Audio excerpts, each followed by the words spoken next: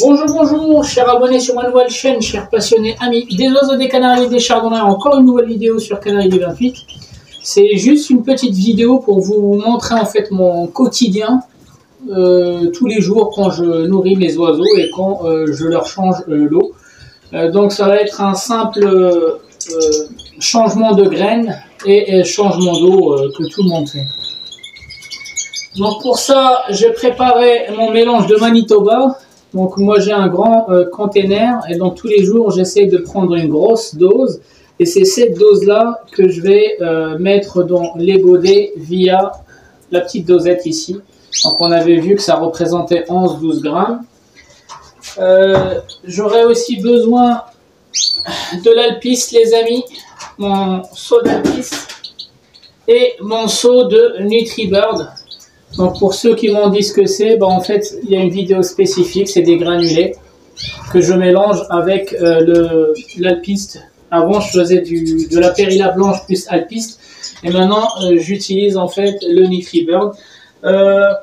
Donc juste pour vous dire que les canaris adorent, donc les canaris mangent le NutriBird, mais les canaris que j'ai ils mangent tout, alpiste, NutriBird, mélange, pâté, tout.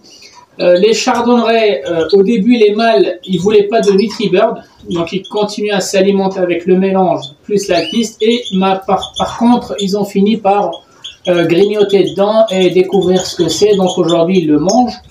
Il me reste 3 femelles que j'ai mis ici, donc je les ai séparées.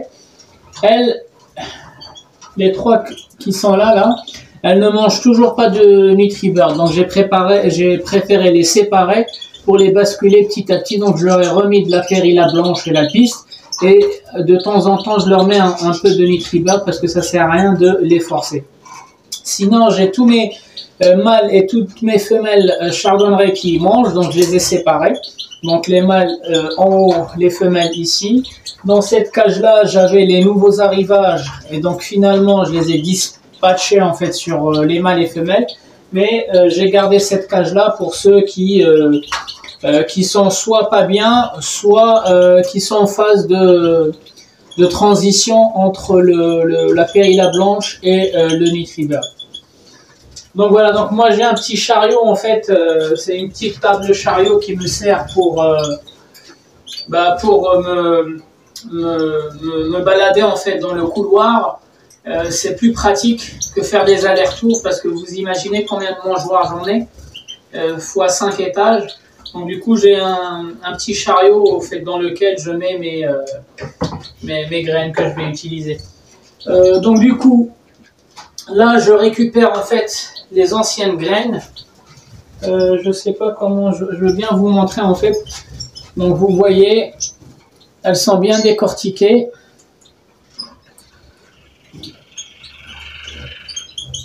Essayez de les mettre dans ma main parce que là comme ça on croit que les graines ne sont pas décortiquées. Donc voilà, hop, je ne sais pas si vous allez mieux voir. Voilà, donc on a l'impression qu'elles ne sont pas décortiquées, mais elles sont bien décortiquées. Par contre, il reste en fait les semences d'oignons. Mes oiseaux, ils n'aiment pas ça. Il reste aussi quelques graines d'alpiste. Donc du coup, je l'ai vidé. Donc du coup, je vais mettre une dosette là-dedans. Et je remets.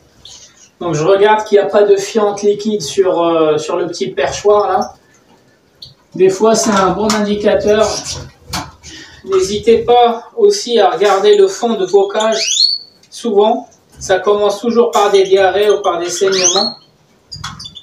Pour ceux qui ont beaucoup de canaris. Moi, je regarde aussi au fond de la cage qu'est-ce qu'ils ont mangé le plus, qu'est-ce qu'ils ont décortiqué le plus. Parce que les oiseaux, si vous faites pas attention, en fait, des fois, ils ne mangeront que les graines noires. Ils vont pas toucher aux graines blanches. Et donc, du coup, c'est ce qui les rend malades. Les graines noires, elles sont trop riches. Elles sont trop grasses. Et c'est ce qui rend les oiseaux souvent malades, en fait, c'est le fait qu'ils trient. Voilà, donc vous voyez que je mets toujours. Et après, je vais m'occuper des racks. Je fais d'abord les mangeoires, comme ça. Et après, je m'occuperai des racks. J'avais oublié de faire celui. Et pour les canaris, je n'ai que des racks. Parce que ça m'évite en fait... les canaris, comme ils mangent tout, ça m'évite de faire plusieurs mangeoires comme ça. En plus, ils sont nombreux.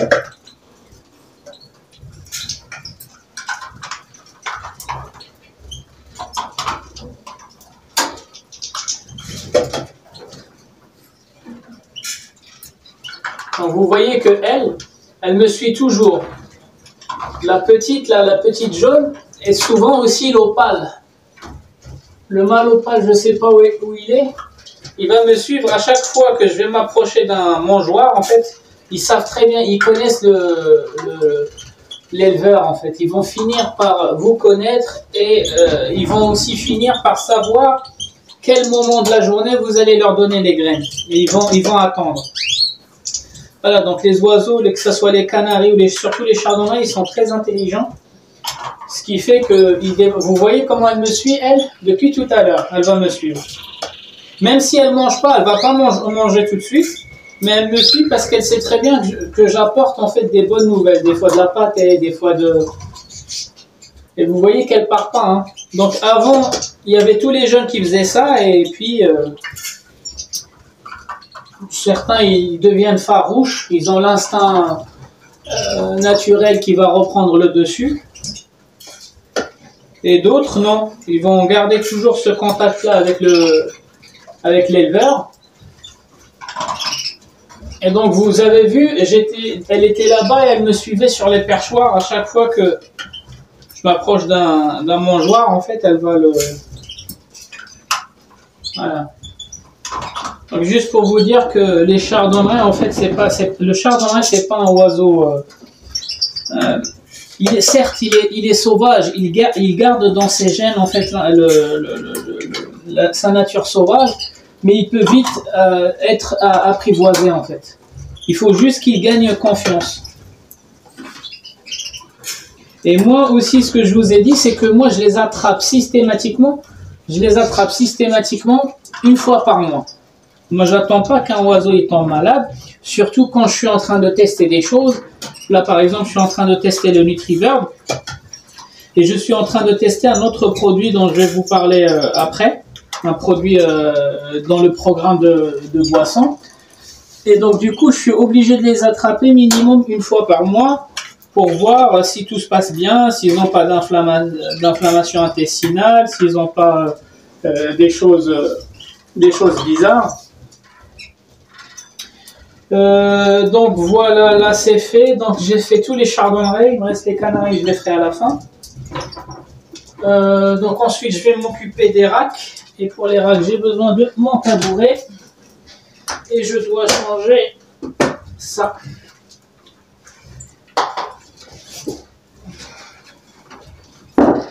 Ça et ça. Donc je pose ça sur mon chariot.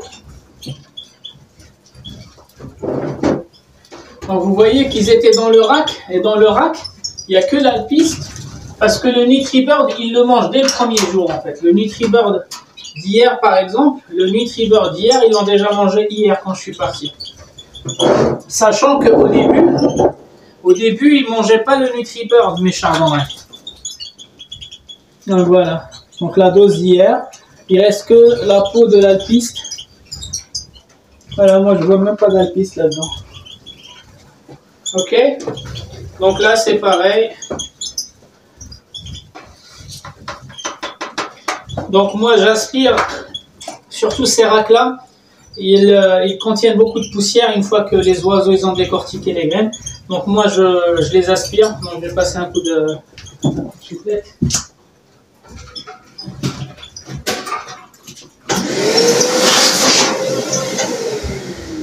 Voilà, le truc il est propre maintenant. Donc je mets une dose d'alpiste. J'utilise toujours ma petite dosette là. Non, je mets une dose. Pourquoi? Parce que demain c'est journée pâtée. Donc pour pas faire du gâchis, je vais leur mettre une dose de pâtée, une dose d'alpiste et juste un petit peu. Je vais juste mettre quelques granulés NutriBird parce que sinon ils vont manger le NutriBird et pas la piste. Donc du coup ça c'est jusqu'à demain, la même heure.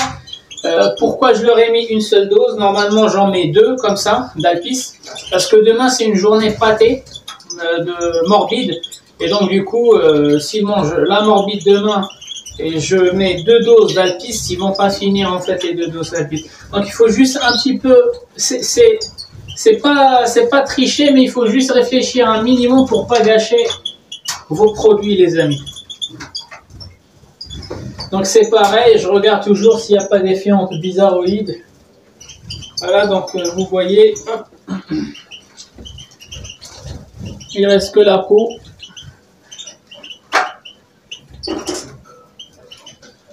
Si vous avez vu. Hop. Donc regardez toute la poussière qui reste dedans. C'est pour ça il faut l'aspirer ou avec une brosse, ça dépend.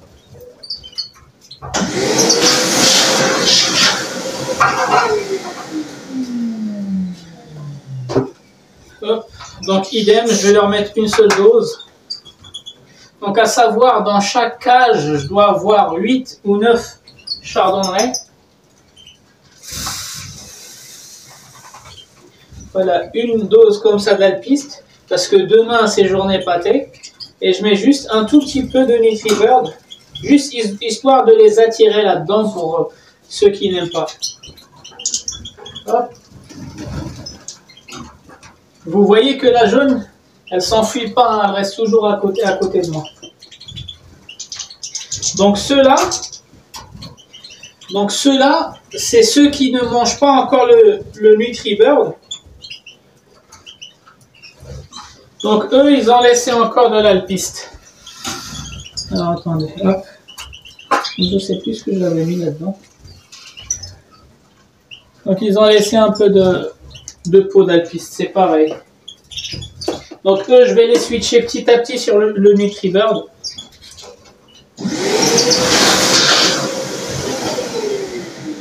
Il y en a une qui tire la tête depuis, je sais pas, 2 mois, la jaune, enfin, depuis la reproduction.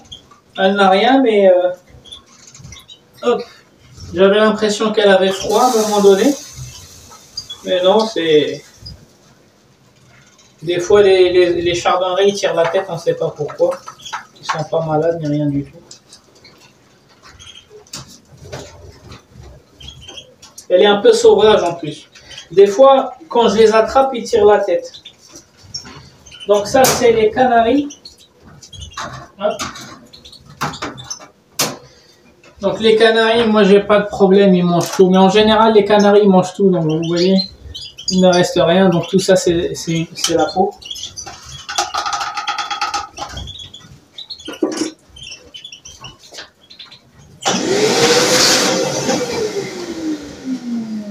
Donc les canaris, je vais leur mettre un peu plus d'Alpiste. Donc je mets une dose. 2 doses aussi, parce que d'habitude je leur mets 3 doses, mais demain c'est journée pâtée. Et je vais leur mettre un peu plus de ça, de NutriBird. Peut-être une dose complète, ouais. Voilà. Je referme le tout.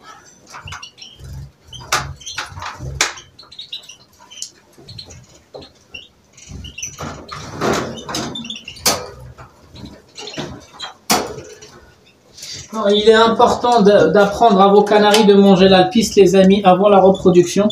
Donc vous voyez qu'ils mangent tout, ça c'est que de la peau. Pourquoi? Parce que les canaris, ce sont les... Enfin, pour moi en tout cas, les canaris, je m'en sers pour nourrir les chardonnerets. Donc si vos canaris, ils ne mangent pas ce que vous souhaitez donner plus tard à vos chardonnerets, il va y avoir un problème. Il va y avoir des carences chez les chardonnerets. Parce que quand le canari va manger que les graines noires, il va régurgiter dans le jabot des jeunes, ils vont prendre l'habitude en fait. Et le jour où vous voulez leur donner de l'alpiste, bah, les chardonnerets ne mangeront pas l'alpiste parce qu'ils vont trouver qu'il est faible en termes de nutrition. Donc c'est pour ça que c'est important. Si vous voulez que vos chardonnerets mangent des graines blanches, il faut dresser vos canaris en hiver pour les faire manger les graines blanches. Comme ça, la saison prochaine, ils vont nourrir les jeunes avec plus de graines blanches que de graines noires. Et vos jeunes, ils vont grandir avec ces habitudes-là. Donc tout est lié, les amis. On ne se sert pas des canaris uniquement pendant la période de reproduction. Comme on prépare les chardonnerets, on prépare aussi les canaris.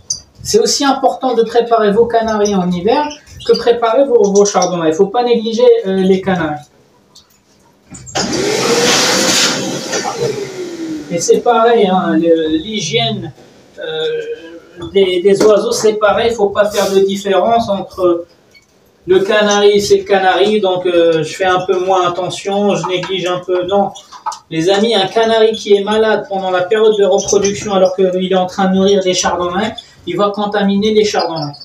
Et le blanchiment, c'est pareil. Quand on blanchit les chardonnerets un mois avant la saison de reproduction, on blanchit aussi et surtout les canaris, les amis. Parce que c'est eux qui vont régurgiter la nourriture dans le jabot. Je parle pour ceux qui utilisent comme moi les canaris pour nourrir les chardonnerets. Je ne parle pas de ceux qui gardent, ceux qui ont des parents chardonnerets qui font déjà l'affaire. Voilà. Donc toujours, vous voyez, moi j'ai aucun problème avec l'alpiste.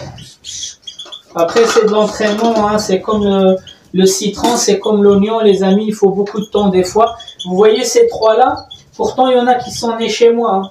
Et il y en a deux qui sont nés chez moi ici, et pourtant ils ne mangent pas le Nutribird, alors que tout le reste, tout le monde mange du Nutribird. Mais parce qu'ils n'ont pas en fait le même temps d'adaptation. Donc il leur faut un peu plus de temps, c'est pour ça que je les ai séparés et je vais réfléchir petit à petit je vais ruser avec eux pour qu'ils finissent par manger le Nutribird. Sachant que mes femelles, elles mangeaient le Nutribird, mais pas mes mâles. Les 2 premières semaines où j'utilisais ce produit-là, mes mâles chardonnerets, ils le touchaient même pas. Ils ne savaient pas ce que c'était en fait. Et maintenant, ils ont fini par... Vous voyez, le mélange, je viens de mettre le mélange dans les mangeoires. Il y a plus... Je ne sais pas si je vais réussir. Il y a tout le monde dans les racks là-bas en haut.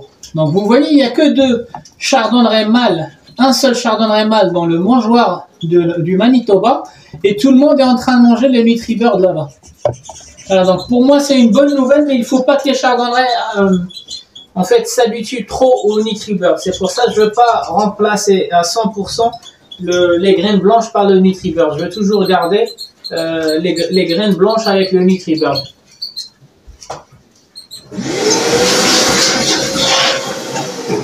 Et il y en a certains qui m'ont dit oui, fais attention parce que si tes canaris s'habituent au Nutribird, en fait ils ne vont plus manger justement en fait c'est pour ça que je ne garde pas que le Nutribird. Je mélange toujours le Nutribird avec l'alpiste. Et comme vous avez vu, en fait, il ne reste que la peau de l'alpiste après, que ce soit pour chez mes chardonnerets ou chez mes canaris. Donc c'est vrai que je ne m'attendais pas à ce que mes chardonnerets s'adaptent vite avec le Nutribird. Parce que des fois, je change juste les proportions de mon mélange de Manitoba, ils n'aiment plus. Ils ont un temps d'adaptation. Donc voilà les amis, c'est ce que je fais tous les jours pour les graines. Donc j'enlève les graines et pendant que j'enlève les graines, je regarde dans le fond quel type de peau de graines ils ont mangé. Parce que des fois on tombe sur des oiseaux, surtout quand ils viennent d'arriver en fait chez moi, qui ne vont manger que les graines noires, le Niger, les navettes, tout ça. Et donc du coup ça vous pouvez le voir dans le fond de la cage juste en dessous du mangeoir. Voilà, donc si vous voyez qu'il n'y a pas de peau de graines blanches type la périlla blanche, l'alpiste et tout ce qui est blanc, c'est qu'il faut isoler votre oiseau pour pouvoir l'adapter en fait à votre mélange petit à petit sans pour autant pénaliser les autres, parce que sinon ceux-là j'aurais pu les laisser avec les autres et je pénalise tout le monde en fait. Non, donc ceux-là vu qu'ils se sont adaptés vite, donc je les laisse tranquilles, mais par contre j'ai isolé les 3 qui ne mangent toujours pas le Nutribird et je vais continuer à basculer petit à petit. Donc moi j'ai lu dans les forums, il faut compter 1 mois, 2 mois pour qu'ils puissent en fait accepter ce truc là. Moi je vous dis en 2 semaines, j'avais du mal les 2 premières semaines avec mes chardonnerets mâles, ils ne voulaient pas du tout. Mes femelles dès le lendemain, les canaris le jour même. Par contre mes mâles au bout de 2 semaines, et là il me reste 3 femelles qui n'acceptent toujours. Elles commencent en fait à jouer avec, mais il faut qu'elles le mangent en fait pour le goûter. Tant qu'elles l'ont pas digéré, elles vont pas savoir que c'est bon. Et le chardonneret, il se méfie beaucoup de la couleur, comme on avait vu. Les ultraviolets jouent un rôle en fait dans sa nourriture. Il sait reconnaître ce qui est bon à manger ou pas avec la réflexion des UV. Et donc du coup, des fois ils ont confiance, des fois ils n'ont pas confiance. Mais je suis sûr que je vais finir par les faire manger le NutriBird. On va passer à la partie boisson, les amis. Donc les amis, pour la partie boisson, comme vous voyez ici, en fait j'enlève les abreuvoirs. Je vais juste les rincer parce que c'est pas le jour où je les mets dans l'eau de javel. Donc c'est une fois par semaine je les mets dans l'eau de javel. Donc tous les jours je ne fais que rincer à l'eau claire. Et le programme d'aujourd'hui en fait c'est le vinaigre.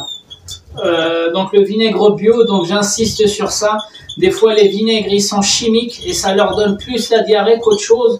Donc pour éviter en fait que les oiseaux aient une diarrhée, il faut essayer d'utiliser en fait du vinaigre bio certifié. Il est moins chimique et il est moins agressif, il va moins agresser les muqueuses du jabot ou de la proventucule. Moi j'utilise ici dans cette salle là, j'utilise 1 litre d'eau minérale, peu importe la marque. Donc ça fait 1 ml, 1 millilitre de vinaigre bio dans 1 litre d'eau. Et j'utilise en fait les petites dosettes que vous avez dans les produits RAID.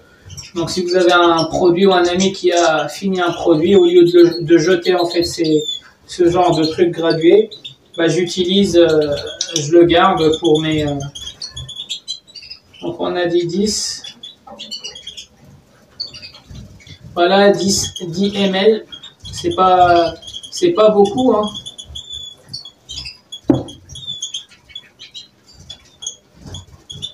Donc je reviens sur une expérience qu'on avait fait ensemble. En fait, j'avais mesuré, il y a une vidéo, j'avais mesuré le pH de l'eau normale. Donc on était à 7,78 et j'avais remesuré le pH de l'eau avec le vinaigre de cidre. Et on a vu qu'on était descendu de 7,7 à 4,5 les amis. Donc juste pour vous donner une idée sur ce principe-là, pourquoi on rajoute de vinaigre de cidre là-dedans, pas le citron, le vinaigre de cidre, pour faire chuter le pH. Aujourd'hui, il y a beaucoup de produits qui font la même chose en fait. C'est pas du vinaigre de cidre, c'est des formules un peu plus complexes de chez Red, de chez Kikomed, de chez beaucoup de marques qui font la même chose. Ils font baisser le pH et ils remettent à zéro. En fait, ils font un reset des paramètres intestinaux. D'accord? Donc les amis, une fois que j'ai mélangé, bah maintenant il n'y a plus qu'à remplir en fait les godets.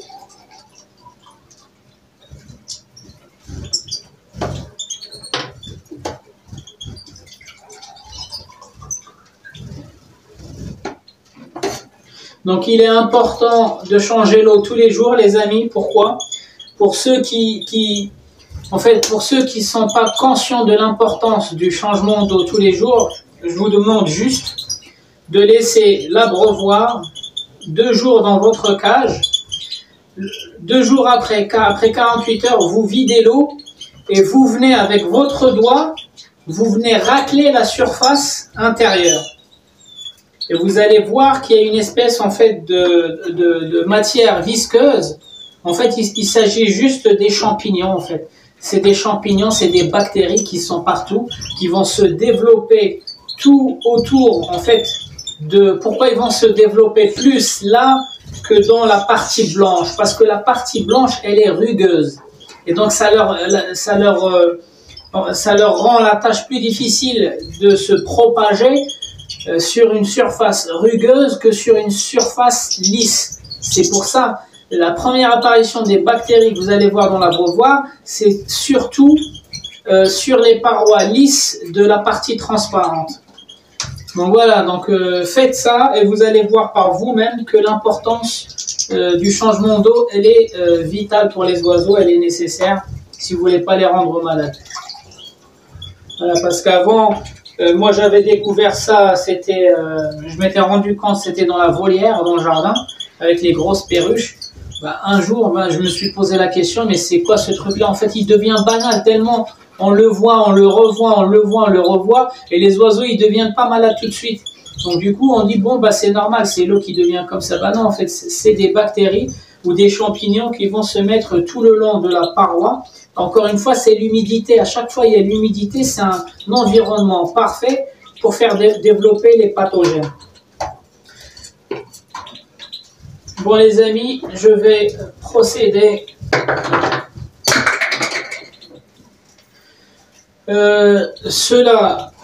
Donc faites encore attention les amis. Souvent les oiseaux, ils viennent se nourrir alors qu'ils ont encore le bec plein. Ils ont une graine, ils viennent s'abreuver, dans l'abreuvoir alors qu'ils ont encore le bec plein. Donc qu'est-ce qui va se passer? Ils vont laisser peut-être une graine, le noyau d'une graine dedans, et qu'est-ce qui va se passer? Elle va germer. Donc vous faites attention. Donc ça, c'est une raison de plus pour faire le changement d'eau tous les jours. Regardez, c'est l'huile opale dont je vous parlais. Donc, vous voyez, il vient vers moi parce qu'il sait très bien que je lui ramène de l'eau ou je lui ramène des graines. Donc voilà, changement d'eau, il est primordial. Vous pouvez en fait donner 2 doses de mélange et ne revenir qu'au bout de 48 heures. Mais pour l'eau, il est primordial de changer l'eau tous les jours les amis. Parce qu'en 24 heures ou en 48 heures, l'eau, elle est pleine de bactéries. N'oubliez pas aussi que dans un élevage, il y a forcément des bactéries, il y a des champignons qui traînent partout, il y a de la poussière. Et donc tout ça fait que moins vous changez d'eau et plus vos oiseaux ils vont peut-être boire des microbes dans l'eau. Sans compter que certains oiseaux qui manquent d'expérience, en fait, ils font des fientes dans l'eau aussi. Donc si vous laissez ça 48 heures, c'est forcément la coccidiose. Bon, les amis, on est arrivé à la fin de cette petite vidéo. C'était juste pour vous montrer en fait mon petit rituel. Hop, donc tous les jours, c'est ce que je fais, un petit changement. Ça ne me prend pas beaucoup de temps, entre 20 et 25 minutes. Donc je passe un coup d'aspirateur, je change les graines, je change l'eau. Et puis voilà, donc comme je vous ai dit, demain c'est une journée de morbide. Donc morbide avec du Nitribird A21. Et puis je vous dis à la prochaine vidéo les amis. Je vous souhaite un bon visionnage et ciao ciao.